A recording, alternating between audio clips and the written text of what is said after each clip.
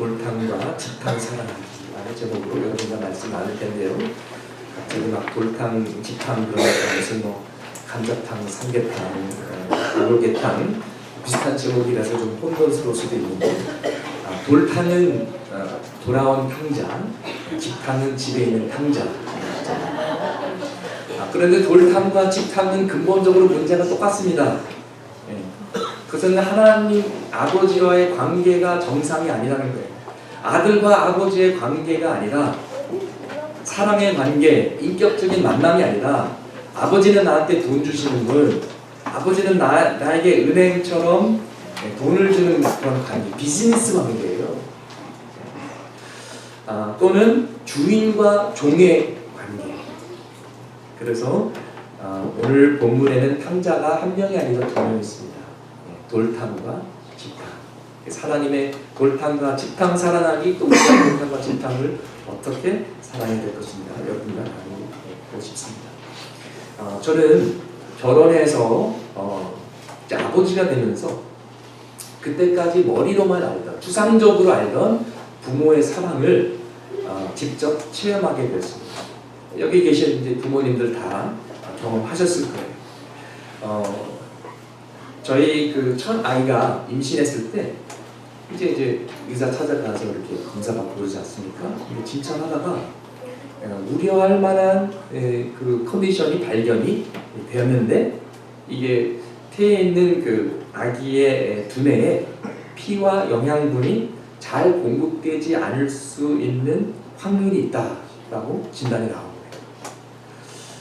거예요. 얼마나 가슴이 무너지는 것 같았는지 병원에 갔다가 바로 교회에 들려가지고 막 울면서 기도했습니다. 얼마나 애간장 태원에서 열심히 기도했는지 모릅니다. 만나는 사람마다 아기를 위해서 기도해달라고 부탁을 했는데 한 500명 넘게 기도했던 것 같아요.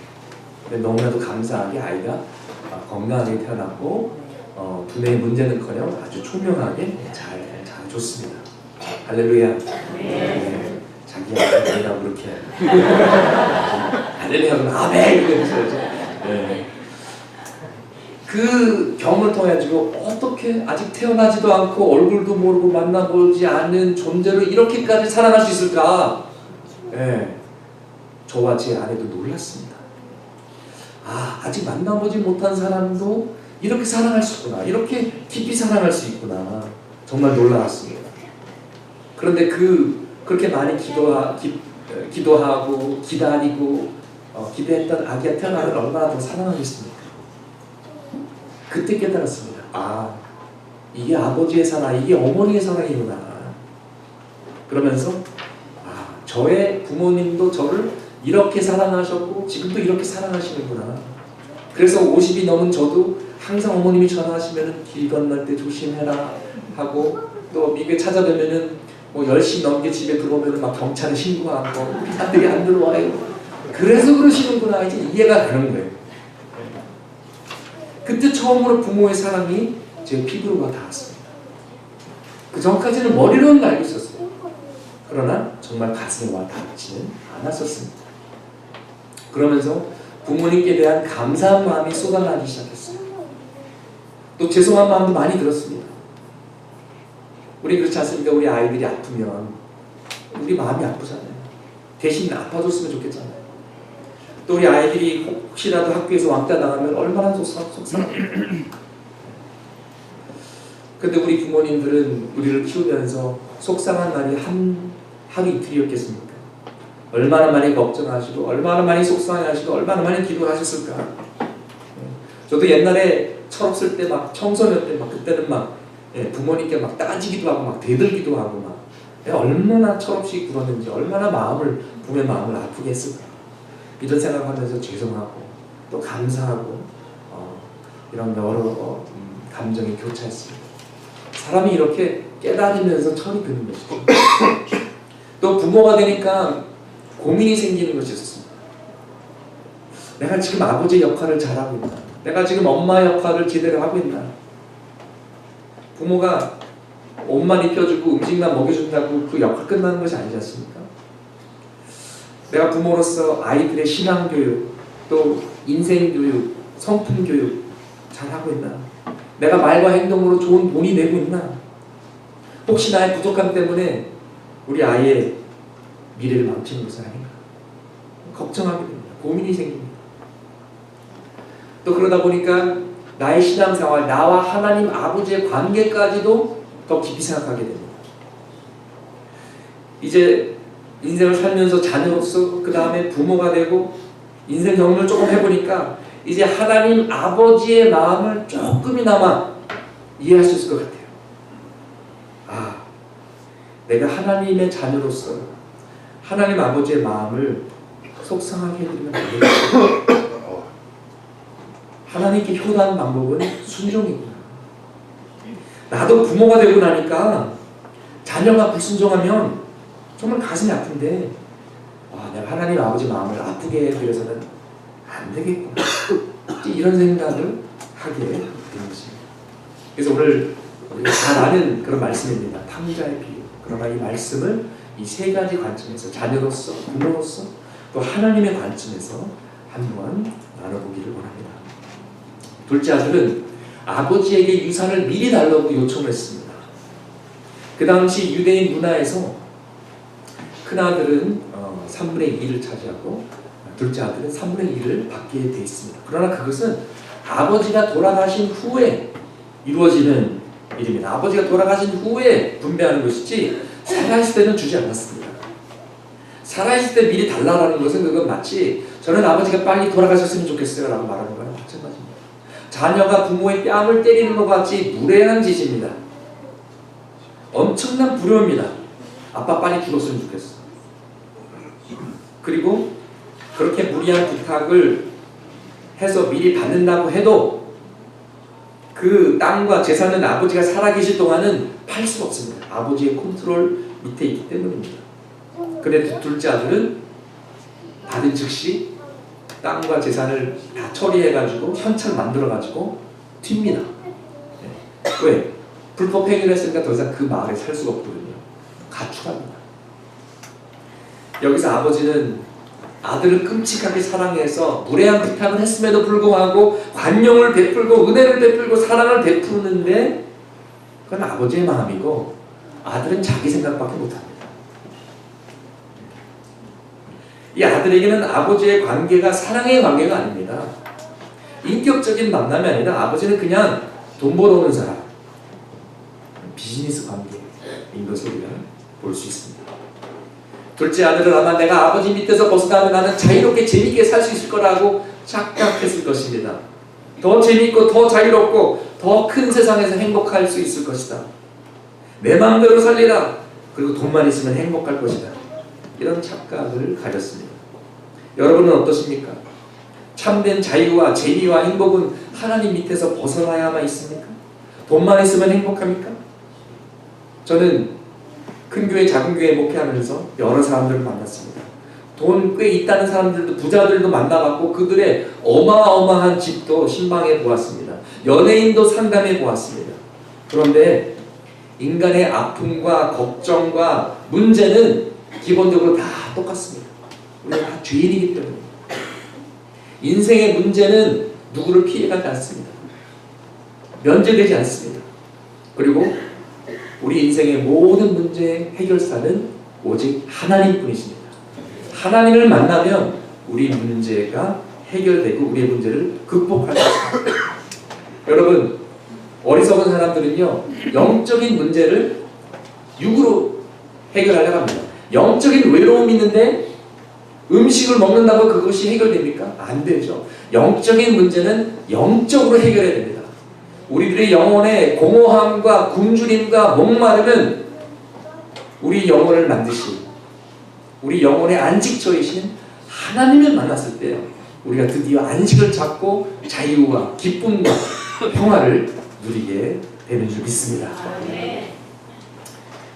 둘째 아들은 자신의 열등감을 돈으로 커버하려고 했던 것 같습니다. 좋은 아버지를 만났고 부유한 가정에서 자랐는데도 뭔가 내세우고 자랑할 것이 하나도 없어서 돈으로 커버하려 했던 것 같습니다. 돈으로 친구를 사려고 했던 것 같습니다.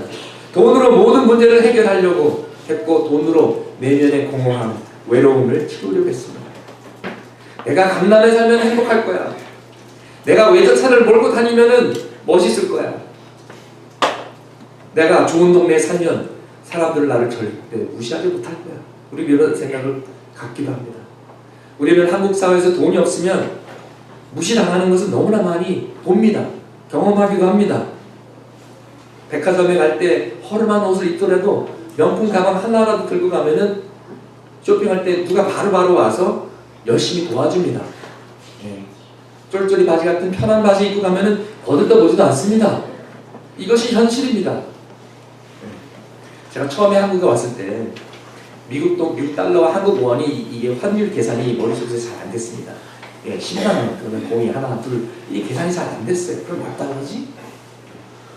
감이 잘 안 왔는데 한 번은 이제 용산 지역의 월드마크라고 하는 아주 고급스러운 럭셔리 아파트를 지나면서 도대체 월세가 얼마인지 궁금했습니다. 제가 거기서 사겠다는 게 아니라 그냥 궁금했던 거예요. 그래서 부동산에 들려서 물어봤습니다. 그랬더니 한 달에 월세가 500만 원이라고. 그런데 저는 그거를 500불로 이해를 했습니다. 50만 원. 공 하나를 빠뜨린 거죠. 그래가지고 저도 모르게 왜 이렇게 싸요? 라고 그렇게 말을 했더니 이 부동산 공인중개사분의 얼굴이 막 당하는 눈빛이에요. 갑자기 사장님 여기 좀 앉으시죠. 커피라도 한잔하고 가시죠. 자, 500만 원짜리 50만 원을 착각해가지고 싸다고 했더니 참 황당하죠.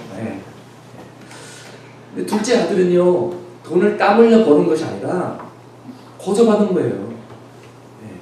그러니까 쉽게 흥청망청 다 써버린 것입니다. 여러분, 과정이 없는 돈은요 귀한 줄을 몰라요. 그래서 로또 당첨한 100만 장자들은 얼마 안 가서 돈 다 쓰고 파산합니다. 이혼하고 마약 중독되고 대부분 비참한 결과를 맞이합니다. Wealth without process is evil. 과정이 없는 돈은 악한 거예요. 정직한 돈, 내 손으로 땀 흘려 버는 돈이 선하고 귀중한 것입니다. 하나님은 이 비유에서 아버지는 이 탕자가 고생하도록 합니다. 하나님은 때로는 우리가 정신 차릴 때까지 고생하도록 그냥 내버려 두세요. 우리를 사랑하지 않으셔서가 아니라 그거를 우리를 위한 배려입니다. 왜? 좋은 말 할 때 안 들으니까. 세상에 나와서 좀 고생도 좀 하고 사단한테 좀 두들겨 맞고 그래야 정신 차리는 간악한 인간이 우리의 모습이기 때문에 그렇습니다. 우리가 정신 차릴 때까지 우리가 믿고 의지하던 우상들이 하나도 남김없이 다 깨지고 부서지고 무너질 때까지, 그래서 우리의 심령이 가난해지고 드디어 하나님을 찾을 때까지 기다리십니다. 우리가 겸손해질 때까지 기다리십니다. 그렇기 때문에 하나님께서는 때로는 우리가 망하게 내버려 두십니다. 고난도 허락하시고요, 교통사고도 당하게 하시고요, 암도 걸리게 해주시고요, 돈이 다 없어지고 친구들이 다 떠나가고 흉년이 오고 이 둘째 아들이 유대인으로서는 도저히 용납될 수 없는 돼지 돌보는 알바를 가질 정도로 낮아질 때까지 기다리십니다. 그런데 이 둘째 아들은 아직도 자존감이 살아있었어요. 아직은 집에 돌아갈 마음의 준비가 안 됐습니다. 아직은 회개할 용기가 없었습니다.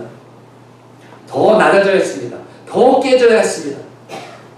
처음에는 돼지 먹는 쥐어 열매라도 먹다가 나중에는 그나마도 못 먹게 됩니다.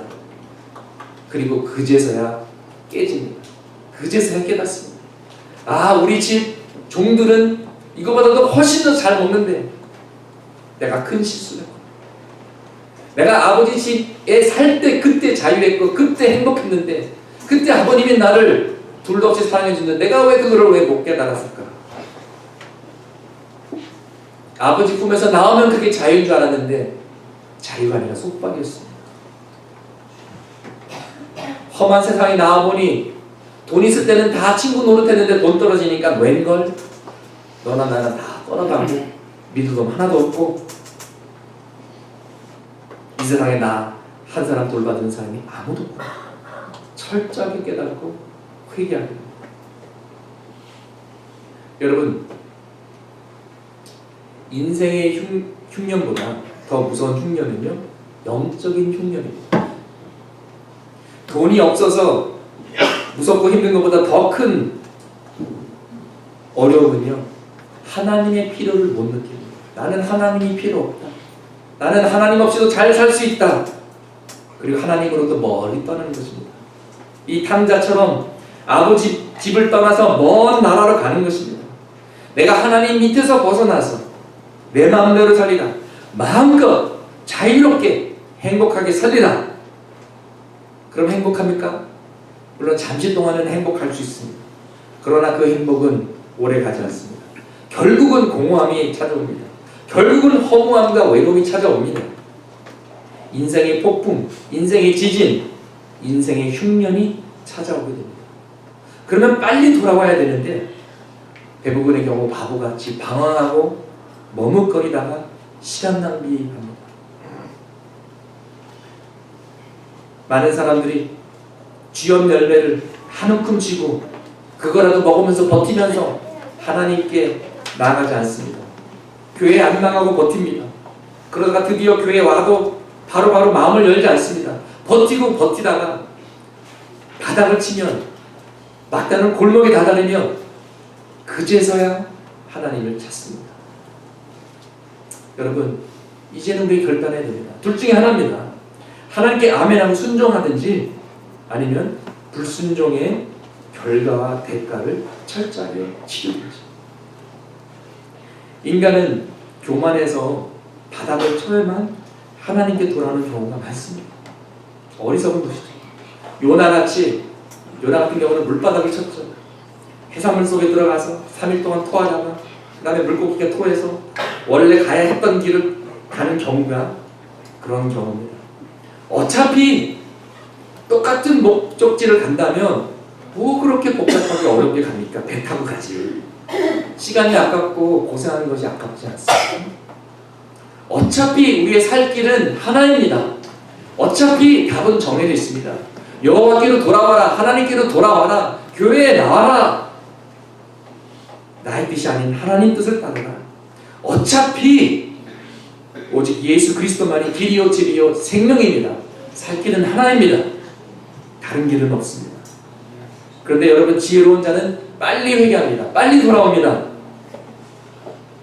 잘못된 길에서 빨리 유턴합니다. 지금이라도 늦지 않았습니다. 아니, 지금 돌아서야만 되는 것입니다. 순종하는 때가 바로 오늘입니다. 여러분, 순종도요 바로바로 하지 않으면 불순종입니다. 나 다이어트 할 거야 내년부터. 이런 다이어트가 아닙니다. 나 봉사하겠습니다. 애들 다 키운다. 이건 순종이 아닙니다. 순종은 오늘 해야 되는 것입니다. 지금 이 시간. 어차피 여러분 그냥 막 살다가 지옥 갈 계획 있지 않으시잖아요. 어차피 하나님께 순종하고 돌아와야 되는 거 아시잖아요. 근데 그것을 지금 해야 된다는 것입니다. 왜냐? 우리에게 시간이 많지 않습니다. 우리에게 기회가 많지 않습니다. 주님 오실 날도 멀지 않았고 또 하나님께서 우리를 언제 부르실지 몰라요. 건강하게 살다가 건강검진 받으러 왔는데 의사가 암입니다. 3개월 남았습니다. 그래도 그거는 식구들하고 급바이 인사할 시간이라도 있지. 갑자기 교통사고 나면 어떡합니까? 많은 경우 우리의 생과 사는 0.1초 차이입니다. 저도 한국에서 운전하는데요. 아슬아슬한 순간들이 제가 조심해서 운전해도 그런 순간들이 있습니다.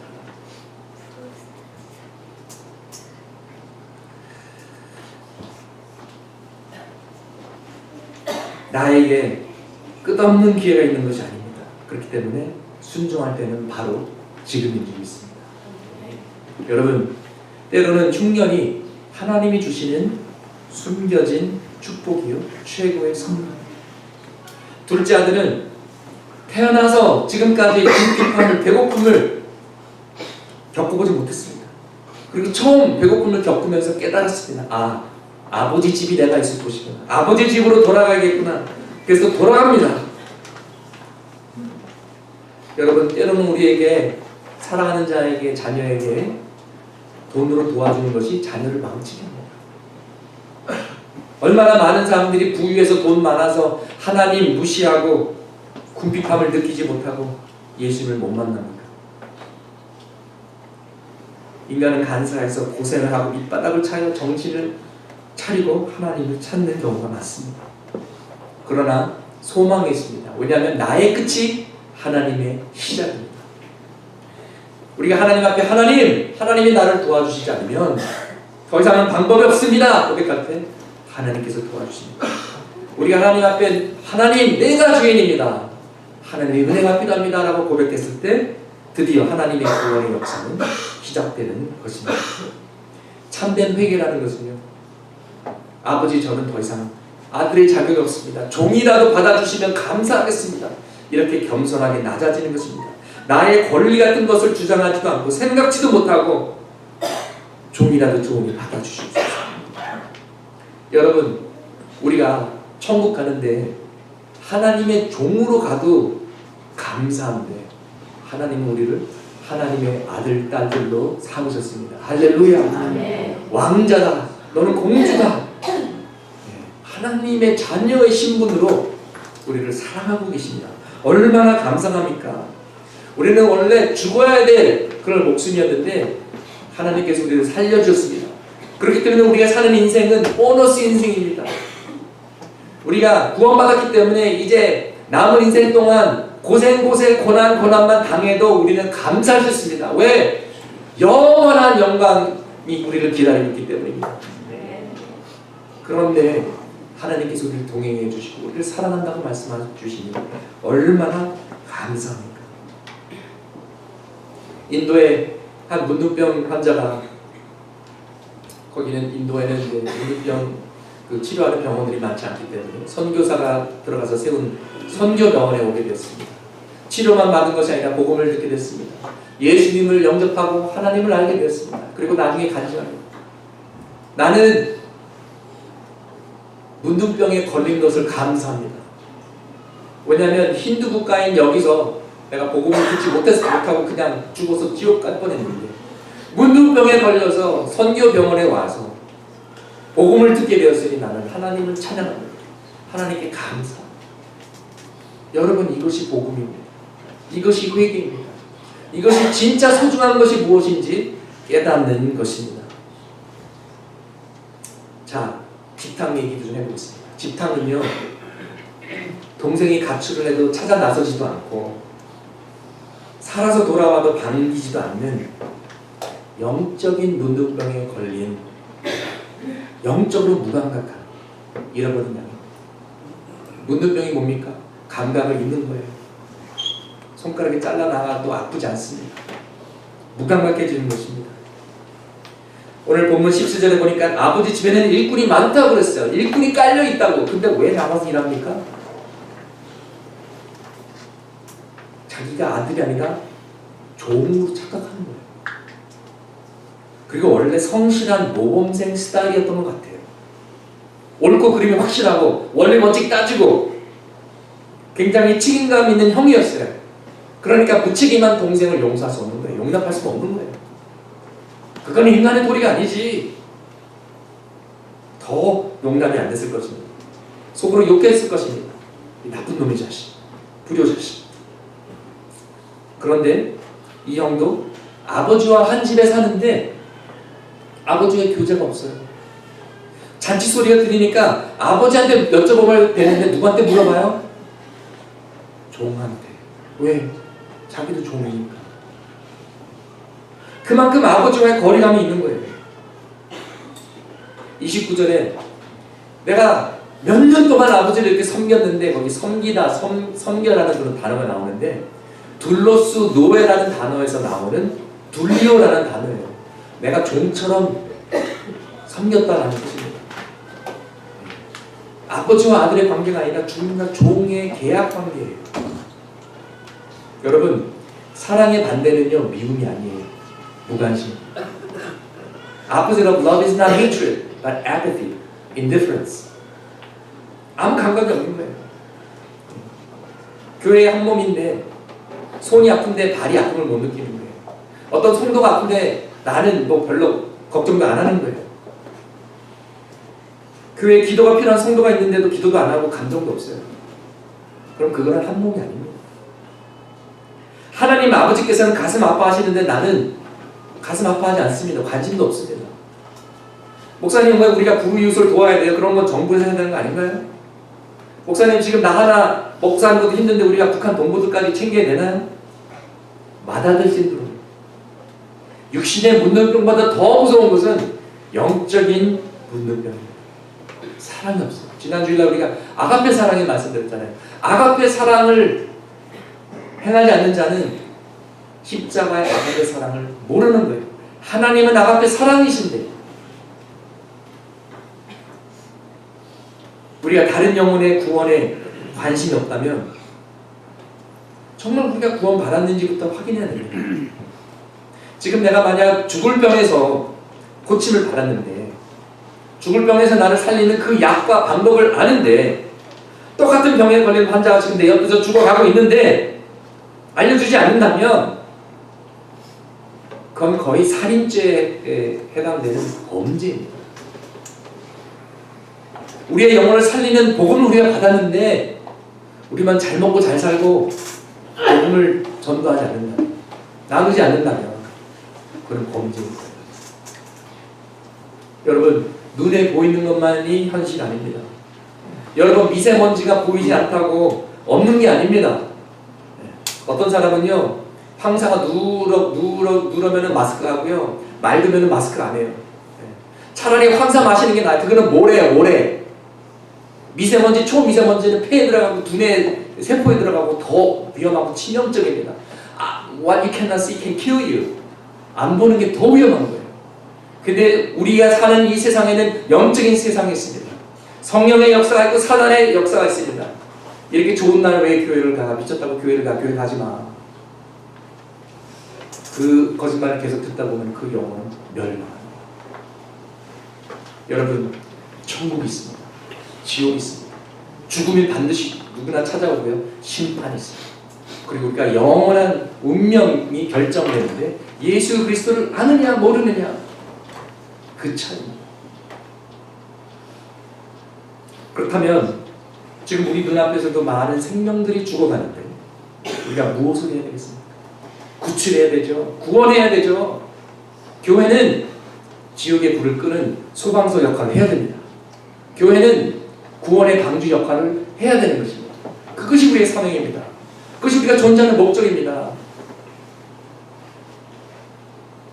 한 사람이라도 더, 한 영혼이라도 더 구출하고 함께 천국 가기 위해서 우리가 정말 목숨을 내놓아도 아깝지 않는 구령의 열정을 회복해야 됩니다. 눈물로 기도해야 됩니다. 시간이 얼마 없다는 긴박함과 눈물로 기도하는 간절함이 없다면 정말 내가 십자가 앞에 갔다 온 것이 맞나? 정말 내 눈앞에서 예수님께서 그 나무에서 저주를 받아서 피를 뚝뚝 흘리시면서 죽으신 그 사랑을 체험한 것이 맞나? 점검해 봐야 됩니다.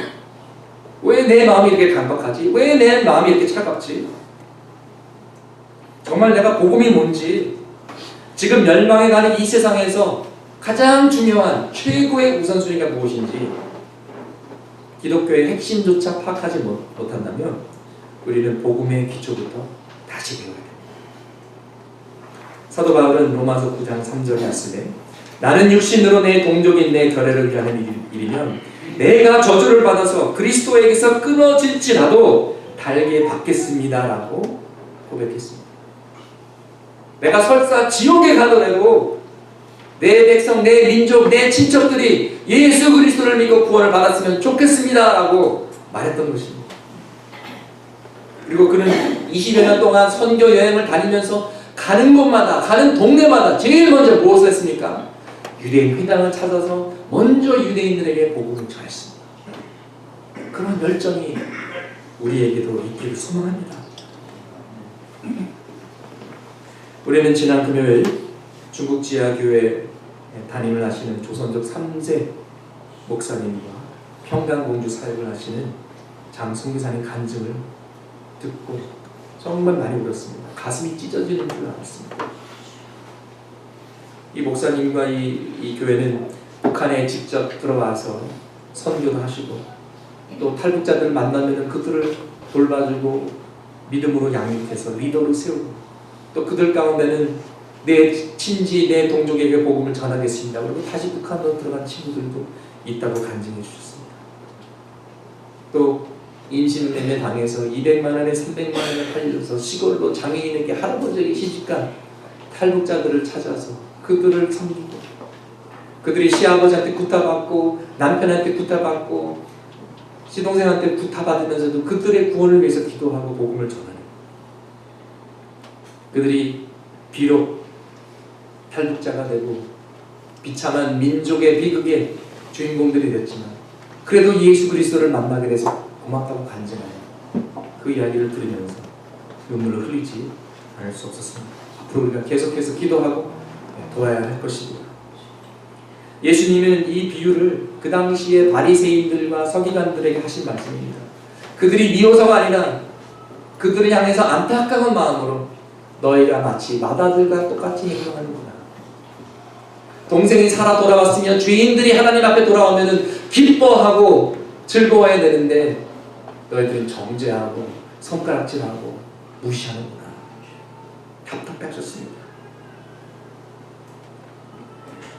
근데 집탕도 알고 보면은 돌탕이었습니다. 똑같습니다. 우리는 다 죄인이기 때문입니다. 집탕은 순종하는 것 같아도 마음속에는 원망이 있었습니다. 분노함이 있었습니다. 하나님과의 관계가 하나님과의 자녀의 관계가 아니라 주인과 종의 관계였습니다. 지배는 있지만 탕자였습니다. 때로는 우리가 모태신앙들을 봅니다. 교회에 잘 나오는 분들 봅니다. 어렸을 때 교회에 다녀서 알 건 다 압니다. 그러나 신앙에 뜨거움이 없습니다. 마치 좀비처럼 습관적으로 몸만 왔다 갔다 합니다. 현대판 바리새인들입니다. 말은 제대로 합니다. 지식은 많습니다. 그러나 매너리즘에 빠져있는 종교인들이 있습니다. 바리새인들은 하나님의 율법을 가르치고 따르는 자신들은 잘났는데 왜 우리는 야단치시고 예수님 왜 죄인들을 용서하십니까? 예수님 미웠습니다. 예수님 원망스러웠습니다. 마다들은 재산을 다 탕감하고 방탕한 생활을 하다가 집으로 돌아온 완전 무책임한 이 동생을 왜 받아줍니까? 왜 용서합니까? 아버지가 미웠습니다. 분노했습니다. 원망했습니다. 나는 아버지 밑에서 종처럼 몇 년 동안 일했는데 염소 새끼 한 마리도 안 주고 얘는 왜 송아지를 잡습니까? 얘가 뭘 잘했다고. 형의 삐딱한 마음이 다 드러납니다. 형은 사랑으로 아버지를 섬겼던 것이 아니었습니다. 아버지에게 칭찬받으려고 그리고 칭찬받으려면 열심히 나가서 일해야 되는 줄 알고 율법을 지켜야 되는 줄 알고 종처럼 일했지만 기쁨은 없었습니다. 자유와 사랑은 없었습니다. 형은 자신이 만들어낸 피해의식 때문에 자신이 상처받고 스스로 쓸쓸했습니다. 이것을 착한 아이 증후군이라고 그럽니다. 착한 아이 증후군에 시달리면서 낮은 자존감에 시달렸을 확률이 높습니다. 어렸을 때 말 잘 듣고 원칙대로 따르고 순종적이고 자기 주장 없이 종처럼 살았습니다. 그렇지만 억울함이 있었습니다. 분노가 있었습니다. 자기도 동생처럼 나가서 놀고 싶은 걸 꾹 참고 모범생으로 살았는데 왜 동생을 용서합니까? 화가 나는 겁니다. 형은 결국 진짜가 아니라 가짜로 살았습니다. 이중인격자의 위선자로 살았습니다. 겉은 모범생이었지만 속은 탕자였습니다. 아버지와 같은 집에 살았지만 아버지와는 남남이었습니다. 동생이 회개해야 되지 나는 회개할 필요 없어. 나는 죄인이 아니야. 나는 의인이야. 이렇게 착각했습니다. 그리고 그것이 바로 바리새인의 모습이었습니다. 그리고 예수님은 이 탕자의 비유를 굳이 바리새인들에게 들려주면서 그들을 품으려고 했습니다. 그리고 바리새인들 중에 니고데모나 아리마대 요셉같이 회개하고 예수님을 따르는 바리새인들도 있었습니다. 누가복음 15장에는 세 개의 비유가 나옵니다. 이 세 개의 비유마다 잃어버린 것이 있고 찾는 자가 있습니다. 첫 번째 비유에서는요, 99마리의 양과 잃어버린 한 마리의 양이 나옵니다. 그리고 이 잃어버린 양을 찾는 선한 목자가 나옵니다. 또 두 번째 비유에서는 10드라크마를 가지고 있었는데 정신이 없어서 한 드라크마를 잃어버린 여자의 이야기가 나옵니다. 그 돈을 찾기 위해서 집안을 뒤집어 엎습니다. 그리고 결국 찾습니다. 그리고 예수님께서 이렇게 말씀하십니다. 한 영혼이 구원받으면 천사들이 기뻐하고 온 천국에서 잔치가 벌어진다. 한 영혼이 천하보다 귀하다. 그런데 세 번째 비유해 보십시오. 탕자의 비유에서는 탕자가 집을 나갔는데 아버지가 찾으러 나서지 않습니다. 형도 찾으러 나서지 않습니다. 그가 생고생하고 밑바닥 짚고 깨닫고 회개하고 돌아올 때까지 기다리십니다. 그런데 아버지는 나중에 누군가를 찾아서 나아가십니다. 여기서 잃어버린 존재는 누구입니까? 바로 마다입니다. 집에 있어서 교회에 나와서 구원받은 줄 알았는데 집탕이었습니다. 집에 있는 탕자였습니다. 28절에 보니까 아버지가 나와서 권합니다. 아버지가 나와서 설득합니다. 아버지가 나와서 보답해줍니다. 너 왜 그러니? 너 왜 그렇게 딱한 마음 갖니? 그러지 말고 집으로 돌아가자. Come home! Come home! 이제는 나는 집으로 가자.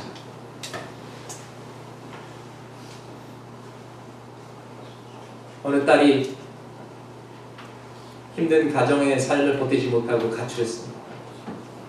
힘들게 일하는 엄마가 시골에서 큰 도시로 가는 것을 알고 큰 도시로 버스를 타고 갑니다. 그리고 자기 사진을 찍고 여러 장 인쇄해서 가는 전봇대마다 벽마다 유흥업소마다 자기 사진을 다 붙이고 다닙니다.